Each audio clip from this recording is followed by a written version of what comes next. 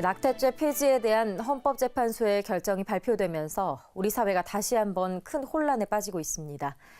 이번 선고에서 쟁점이 된 부분은 여성의 자기결정권과 태아의 생명권 중 무엇이 더 우선하느냐로 마치 대립하는 두 가치 중 하나를 선택해야 하는 구도처럼 짜여졌는데요.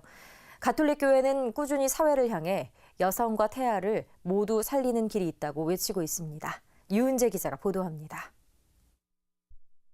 현행 낙태법은 여성을 처벌합니다.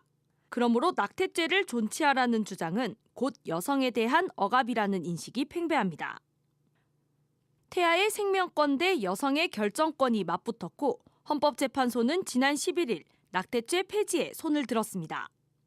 상당수 여성들이 헌재의 결정에 환호를 보내는 가운데 가톨릭교회는 낙태가 손쉬운 해결책이 되면 임신과 출산의 책임을 여성 개인에게 온전히 떠넘기게 될 것이라며 우려를 전하고 있습니다.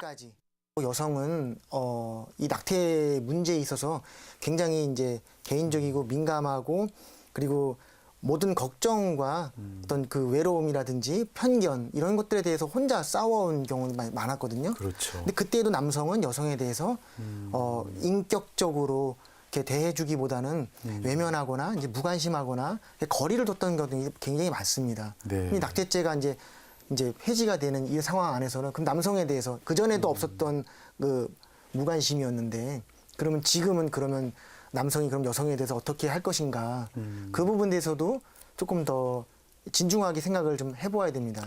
편견, 여성과 태아를 모두 살리는 길은 무엇일까? 그렇죠.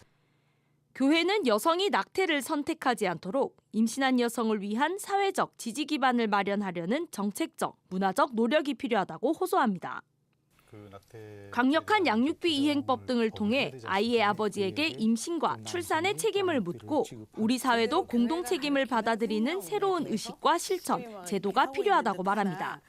본인들의 실천 의지가 없으면 사실적으로 무효화된 법과 마찬가지라고 생각을 해요. 그래서 그들이 책임을 지라고 그런 법이 만들어지긴 했으나 그들이 그 실천 의지가 확고하지 않으면 사실은 법만 있지 그 미혼모들이 오롯이 다 감당해내고 있어야 되기 때문에 그 법 조항이 좀 더 구체적이고 강제적으로 더 튼튼하게 만들어져야 될 거라고 여겨집니다. 가톨릭 교회가 가장 우려하는 것은 태아의 인간 생명 존엄성과 불가침성을 부정한 이번 선고로 인해 생명 경시 풍조가 만연해지는 것입니다. 이를 계기로 우리 사회의 성교육이 새로운 방향으로 나아가야 된다는 목소리도 나옵니다. 피임 위주의 교육에서 벗어나야지 된다고 생각하고 이번 헌재에서도 위헌 판결을 내리면서 거기에 기본 논리라든가 이런 거에는 생명에 대한 언급은 하나도 없습니다. 태아의 생명은 전혀 배려의 대상이 아니고 여성의 자기 결정권만을 강조를 했습니다.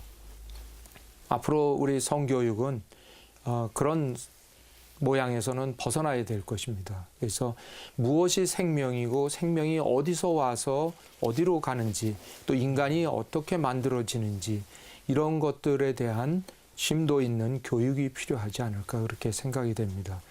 헌재 선고로 인해 교회는 새로운 생명운동에 국면을 맞았습니다.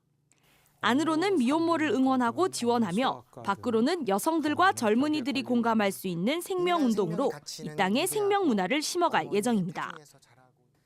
CPBC 유은재입니다.